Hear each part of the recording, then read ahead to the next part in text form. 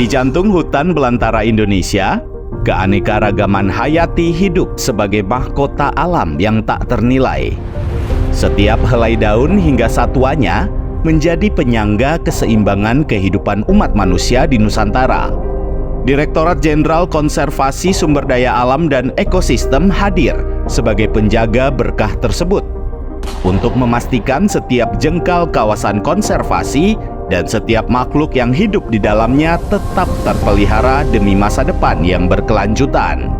Kami, Direktorat Jenderal KSDAE, percaya bahwa hutan Indonesia adalah kekayaan yang seharusnya dilestarikan dan dijaga. Begitu banyaknya keanekaragaman hayati, flora dan fauna yang hidup pada hutan-hutan Indonesia. Upaya-upaya senantiasa kami lakukan untuk menjaga keseimbangan ekologi dan keberlanjutan pemanfaatan sumber daya alam dengan mengelola kawasan konservasi, melindungi habitat satwa liar, dan menjaga fungsi hutan sebagai penyedia jasa lingkungan. Satu dekade ini, pengelolaan sistem penyangga kehidupan merupakan fokus dari Ditjen KSDAE. Kami melakukan pengelolaan jasa lingkungan yang disediakan oleh ekosistem untuk keberlangsungan hidup manusia dan makhluk hidup lainnya. Kami berupaya untuk mengoptimalkan fungsi dan keberadaan semua ekosistem yang ada, seperti hutan dan lahan basah, agar memberikan layanan ekosistem yang baik.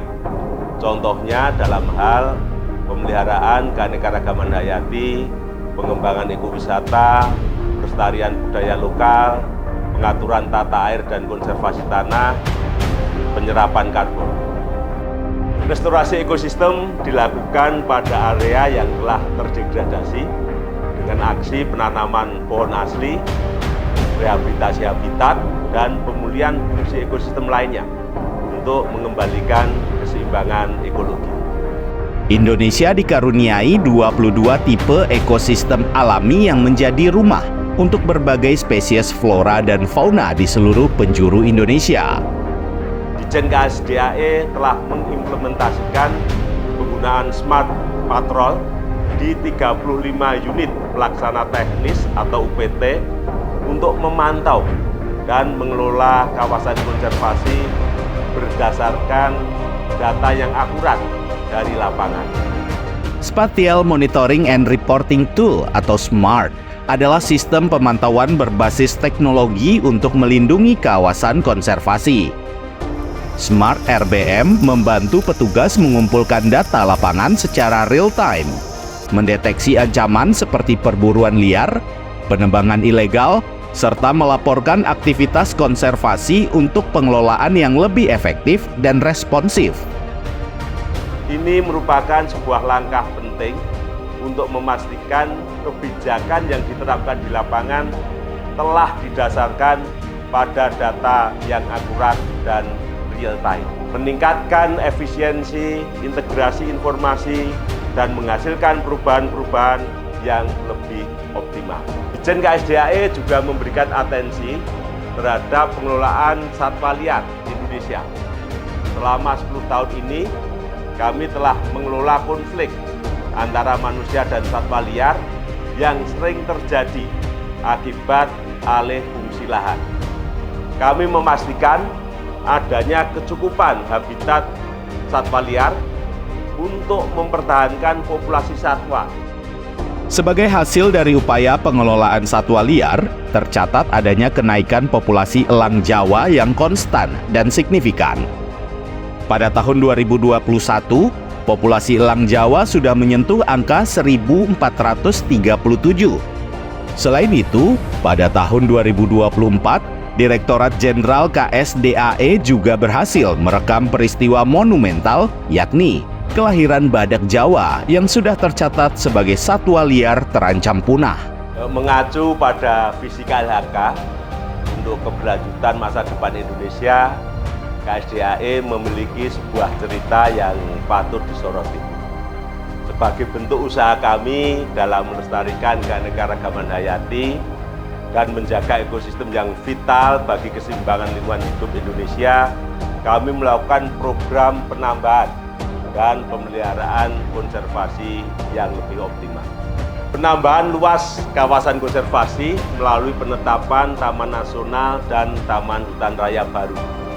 Kegiatan ini juga didukung dengan upaya perlindungan terhadap ekosistem yang rentan terhadap ancaman perburuan dan penggunaan lahan lain yang tidak sesuai aturan.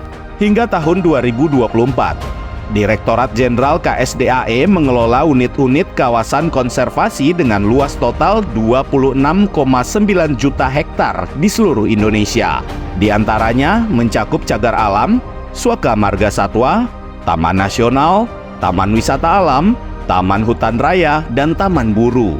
Untuk kawasan konservasi yang mengalami kerusakan, KSDAE juga melaksanakan program restorasi dan rehabilitasi secara sistematis dengan menyusun rangkaian kegiatan dan bekerja untuk memulihkan fungsi ekosistem yang telah terganggu, baik yang disebabkan oleh faktor alam yang tidak dapat dihindari ataupun perbuatan manusia yang kurang baik.